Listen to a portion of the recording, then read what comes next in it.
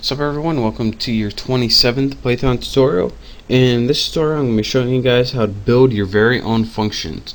Now in the last tutorial I showed you guys, or actually in the last couple tutorials, I've been teaching you guys how to use built-in functions. But there's going to come a time where you're going to need to make your own functions. And this is useful because if you want to use the same code over and over again, it's useful to have a function. So the first thing that we need to do before we even create a function is something called define a function. Now we need to define a function because when your Python program comes across the name of your function, it's not going to know what the heck it is. So before you start calling and using your function, you obviously need to create one. And defining a function and creating a function is the exact same thing. So to do this, go ahead and write DEF on your screen, and this means define a function, which also means create a function. Next, give your function a name, and I'm going to name mine what's up. And once you named it, you have to put any parameters you're going to use. So after the name, I'm going to put X, and you'll see why later. And again, this creates it, this names it, and I'm going to use a variable in my function called X, so that's why I have that. Now in your function body, you have to write what instructions you want your function to do. So what do I want this function called what's up to do? Well, the first thing I want it to do is return a value, and this is actually going to be the only thing I want it to do. I'm going to want it to say what's up, and then I'm going to want to write X.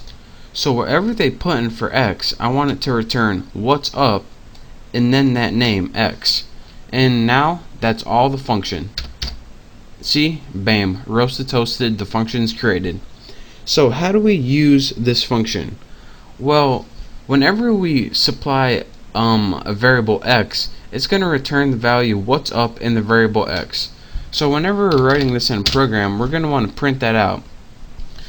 So hold on a second, I got itch.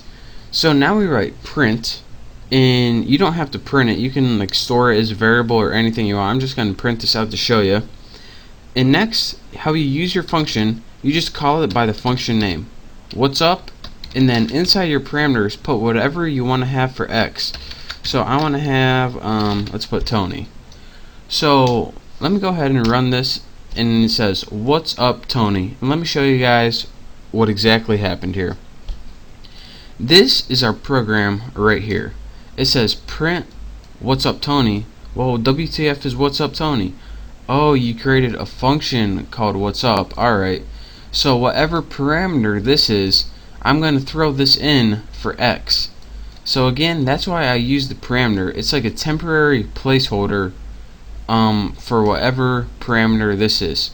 So whatever you put in inside your what's up, it gets called to this one right up here, and it just plugs it in. So again, if you print out something else, print what's up, let me make sure I spell it right, and have something else, noob, what's up noob, it's gonna say alright, when I use the what's up function, I'm supposed to return what's up plus whatever they put in. So that's what this does. So that's the basics of the function, and you can also have something like a math function and not just a string function.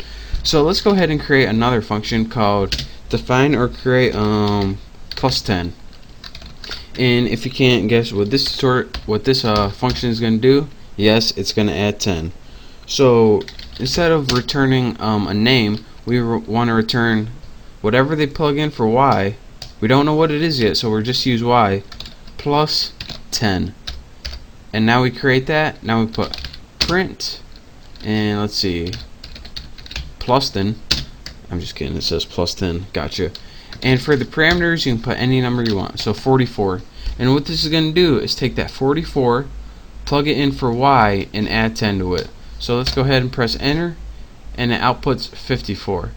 So again, to recap one more time, whenever you create a function, you need to have whatever parameters you're going to take, and then in your return statement, you have to write what you want to do with those parameters or variables. And then once you call your function or use it in your program, this gets treated as that variable, which is Y, and it puts that in for Y and does whatever you want to do to it. In this case, we added 10 to it, that's why we got 44 plus 10. So those are your basics of functions and how to create a function and how to write instructions for your function. So pay attention to this, practice making your own simple functions, and in the next tutorial, well, I don't know what I'm going to be doing, but it's going to be sweet. So thank you for watching, make sure to subscribe, and I'll see you next time.